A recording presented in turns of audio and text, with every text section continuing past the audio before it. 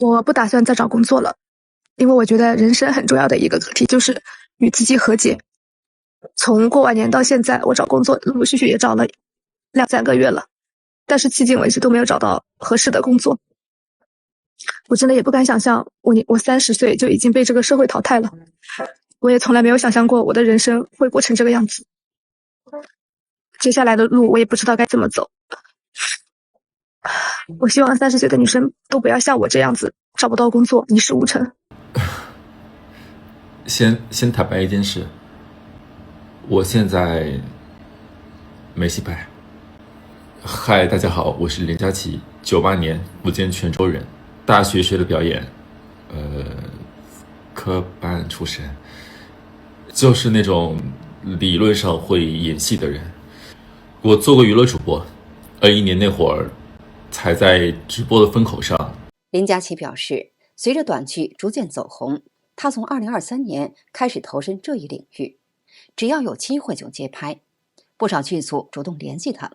那段時間忙得不可開交，可讓他沒想到的是，今年情況急轉直下，幾乎沒有劇組再來找他拍戲了。2026年演員這個行業真的幹不下去了，不行了。Hello， 大家好，我是橫漂女演員沈瑩。演員這個職業，除非你是特別熱愛這個職業，或者說你是相對來說的財富自由的人，那麼這2類人還是比較適合做演員的。那麼剩下的人，我建議還是趁早轉行比较好。現在演員這個職業就是影視圈吧，只要開了一個戲，80%以上劇組裡面安排的全部都是內定角色，全部都是通過走後門進來的。沈瑩表示，一部戲在開拍之前，主要角色往往已經提前內定，留給普通演員的機會只剩下一些小配角。過去還沒有短劇，只有橫屏長劇的時候，想要參演這類作品很不容易，因此許多演員長期處於無戲可拍的狀態。後來短劇興起，影視圈裡流傳一句話：長劇是夢想，短劇是生活。能夠出演長劇是許多演員的夢想，而短劇門檻較低，需求量又大，因此不少人靠拍短劇來維持日常生計。勞動節出去勞動勞動啊！現在很多演員失業在家，沒戲拍，我也好多天沒拍戲了。為了生活，有的演員兼職擺攤賣冰粉，有的兼職賣麻椒雞。我是兼職跑外賣，比較自由。走，我像風一樣自由，就像你的溫柔無法挽留。以前短劇公司拍一部戲風險非常大，戲拍完了如果沒人看，投入可能就血本無歸。為了吸引更多中小制作方加入，紅果短劇平台在前2年快速擴張期間推出了保底模式。簡單來說，只要作品達到平台設定的熱度標準，制作方就能拿到一筆保底收益，金額通常在20萬到35萬之間，這讓很多小團隊一下子沒了顧慮。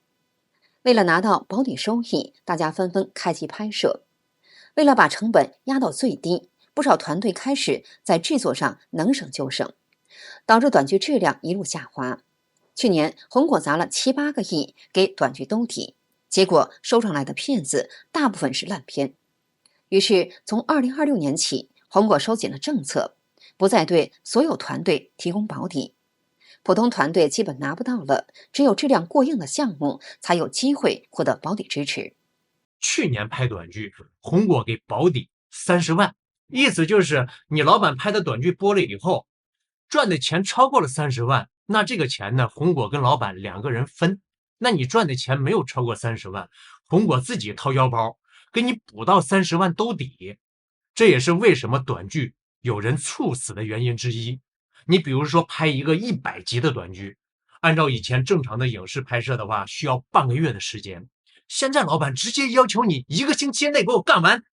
博主說，很多老板為了趕快把戲拍完，每天只讓演員睡2-3個小時。評論區有一位負責劇組美術工作的網友說，他接了一部短劇，每天只睡2-3個小時，差點掛了，以後再也不敢接短劇了。有沒有寶寶好奇短劇演員是怎麼面試的？我也不知道，因為我沒有面試過。但是呢，今天我要去面試一個，去看一下怎麼樣。有點害怕，找了幾個朋友跟我一起去，結果沒有一個人跟我一起去。所以我得一个人去。人还挺多的。然后我們來這個小房間，給了我們每人這樣一個劇本，讓我們10分鐘看一下，然後找一個片段去演出來。為什麼現在不建議大家來橫店呢？因為現在橫店的現狀就是大家都沒戲拍，或者是低成本拍，你的工資很低。群演現在的工資是80加，特約和角色可能是90到100區間。包括之前演過男女主演的演員也是沒戲拍，更不要說是群演特約。再加上配角，這些也是沒有戲拍的。現在很多劇組都借此機會瘋狂壓低演員的價格，他們找演員的時候都會注明預算不高或者預算很低。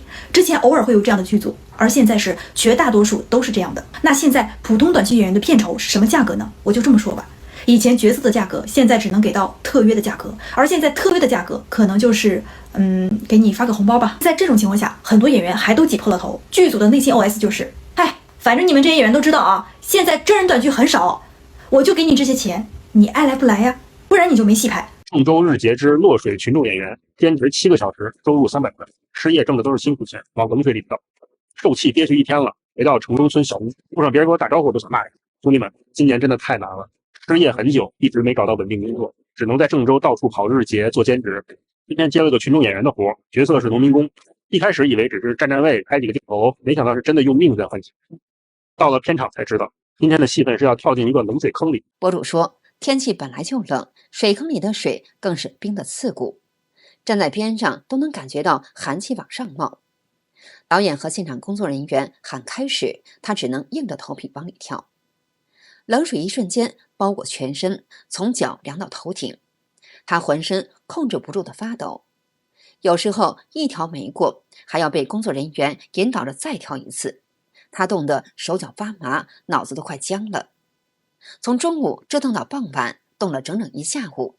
上岸的時候，人都快站不住了。明星演員都開始批量下崗了。曾經星光燦燦的影視圈，正在經歷比房地產崩盤更慘烈的洗牌。未來3年，超過半數明星可能無戲可拍。男演員說，65%的演員全年接不到戲，中層演員最尷尬，收入直接腰斬都算輕的。很多人無戲可接，跑回農村養雞種田，直播帶貨，甚至賣飲料水果，跑滴滴做群演。相信很多網友都刷到過。而更殘酷的是，被迫下崗的演員大多數都是沒什麼背景的。今天跟大家嘮點影視圈的真東西，就是演員的勞務價格。我之前也和你們說過，以前影視圈的勞務是真的很香，但現在跟以前那真的是天差地別。一線頂流咱就不說了，比方說像肖戰、王一博這種的，那價格還是頂破天的高，根本不受影響。但除了這些頂流，那剩下的演員勞務降得有多誇張？我跟你們說，最起碼直接後面少了一個零。以前比方說一部戲下來，比方說是60、100、千萬，我打個比方啊，5位數的，比方說是現在直接砍到了4位數。大多數演員其實根本沒你們想的那麼光鮮亮麗。我退圈10年了，今天來說說我為什麼不拍戲了。首先，在這個圈子裡面沒有資源很難混。比如說有一部戲，我記得我面試了好多輪啊，終於拿到了那個女2號的角色。結果進組開拍1個禮拜，忽然就被投資方換成了自己想捧的人。我猜啊，可能是前期導演跟制片人堅持要用合適的演員，所以投資人沒辦法。可是只要人家想辦這件事情，即便你開機了，他依然有辦法把你換掉，這就是現實。演員這個職業真的是越來越難做了。沒有戲拍的時候呢，各種焦慮，擔心接不到戲，跟同行競爭，千方百計的想讓導演去選你，想上戲。但是你上了戲之後呢，你又開始擔心被拖欠工資，不結演員片酬。Hello， 大家好，我是橫漂女演員沈瑩。最近很多演員同行在網上在線討薪，然後呢，很不巧，我也遇到這個事兒。我1個多月前拍的一部短劇，到現在都沒有給結工資呢。10天了，我才終於接到一個特約。我就感覺自己可失敗，因為3年前我來橫店，那時候可能接到群演或者是200塊錢的前景，那時候是大1的暑假嘛，然後住地下室也捨不得開空調，住很便宜的房間，我那時候還挺快樂的，經常很開心，但凡能賺100塊錢，能賺60塊錢，我都特別開心，樂樂呵呵的那時候拍 vlog。但我現在，其實我明天接到了一個工作，明天是一個特約，但是我好像很不開心。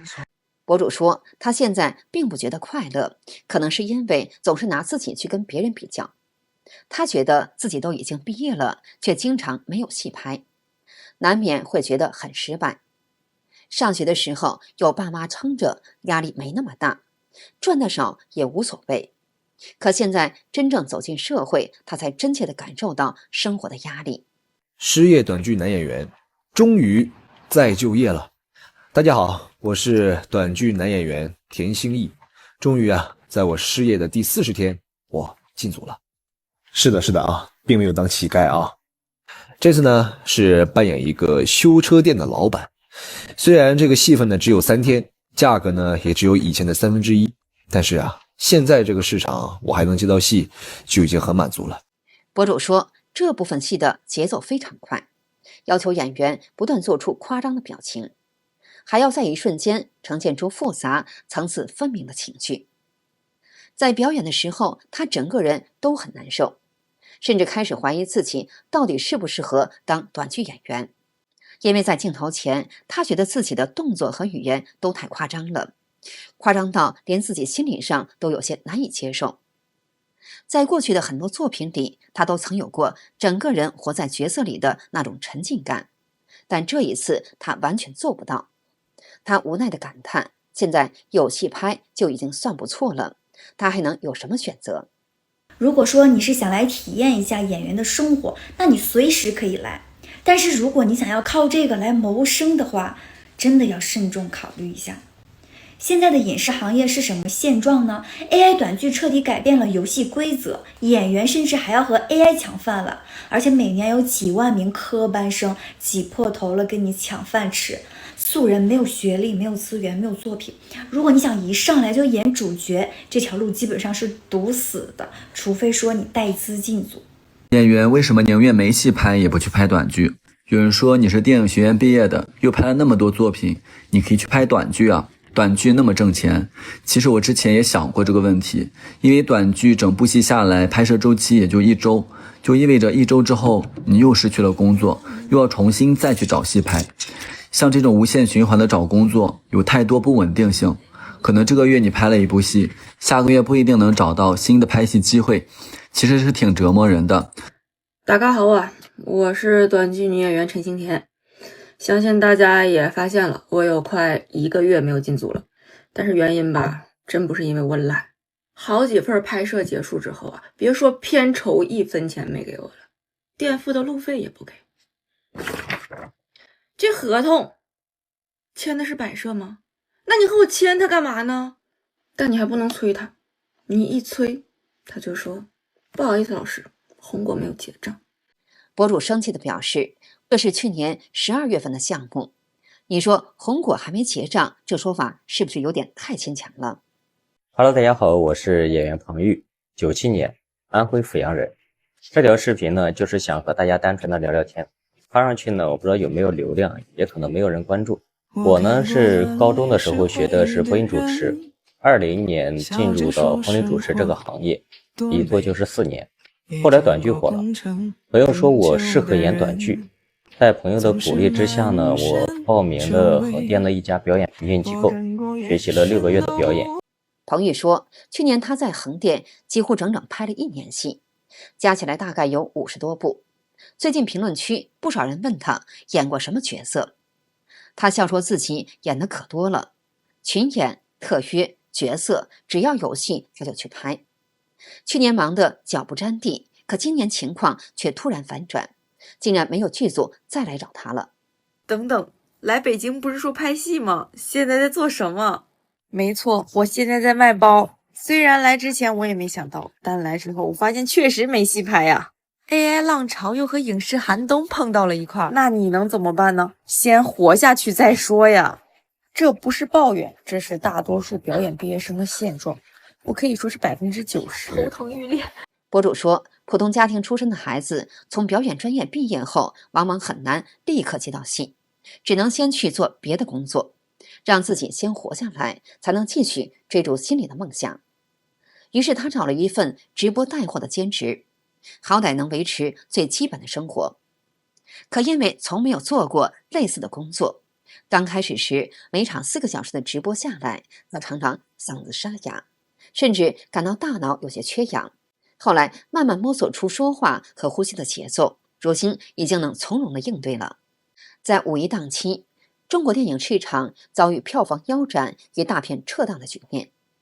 這些現象折射出的是，當人們連吃頓飯、看場電影的基本消費都難以負擔時，那種對未來失去信心的疲憊與崩潰也悄然蔓延。好的，今天就跟大家聊到這裡，請記得點讚、訂閱、留言，並分享給您的朋友。感謝您的支持，我們下期節目再見。